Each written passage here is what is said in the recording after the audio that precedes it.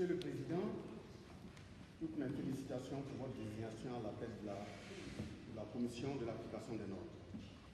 Monsieur le Président, honorable délégué de cette commission, si l'information sur le changement de l'équipe politique à la tête du Botswana est un indicateur à considérer, cela n'est pour autant pas suffisant. En effet, d'une part, au nom de la continuité de l'État, le gouvernement doit s'assumer.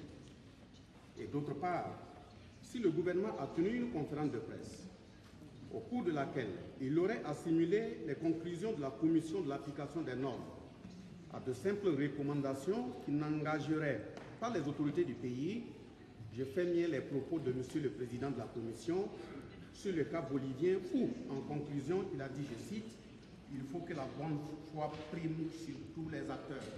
Fin de citation. Il est fort utile de rappeler que ce qui marque fondamentalement le passage de l'être humain de l'état nature à l'état civilisé, c'est la codification de notre vivre ensemble sous forme de règles, conventions, recommandations, principes, lois, etc. C'est dans le cadre de cette codification que l'OIT a disposé de la Convention 87 de 1948 sur la liberté syndicale et la protection du droit syndical.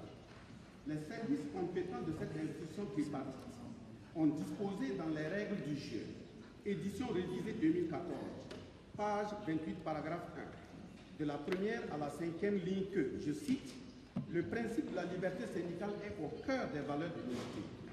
Il est consacré par la Constitution de l'Organisation 1919, la Déclaration de Philadelphie 1944 et la Déclaration de l'OIT relative aux principes et droits fondamentaux au travail 1998.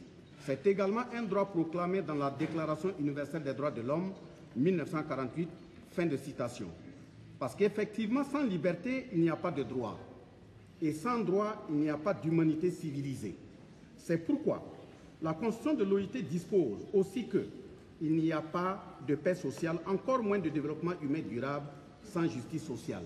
En effet, la manipulation des consensus, la violation permanente des règles du jeu, l'immoralité intellectuelle dans l'accompagnement aveugle des dirigeants politiques et le brigandage administratif, en un mot, le manque de justice sociale constitue les vraies sources de la dépravation des mœurs, du terrorisme, du viol et des fractures sociales en guerre civile, voire des guerres tout court.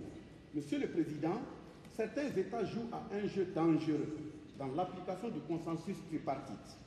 Bien sûr que dans un pays, bien qu'il ait ratifié la Convention 87, qui est une convention fondamentale, quand un Conseil constitutionnel peut fermer ses yeux sur l'objectivité et la morale pour servir d'intérêt personnel en bradant les codifications qui sont la preuve du passage à un État civilisé, quand un Conseil d'État peut, par exemple au Burkina Faso, émettre un avis déclarant l'illégalité du sitting parce que ce mot n'existe pas dans des lois nationales qu'il a consultées, quand une organisation syndicale dans un pays francophone dit par exemple que le mot sitting est en anglais et par conséquent le gouvernement n'aurait aucunement violé des libertés syndicales s'il l'interdisait, quand tout un gouvernement avec des professeurs agrégés en droit banalise un avis du Bureau international du travail sur cette question en rétorquant que le Bureau international du travail précise que ces avis sont informels, il en résulte qu'un avis informel qui plus n'est pas une interprétation authentique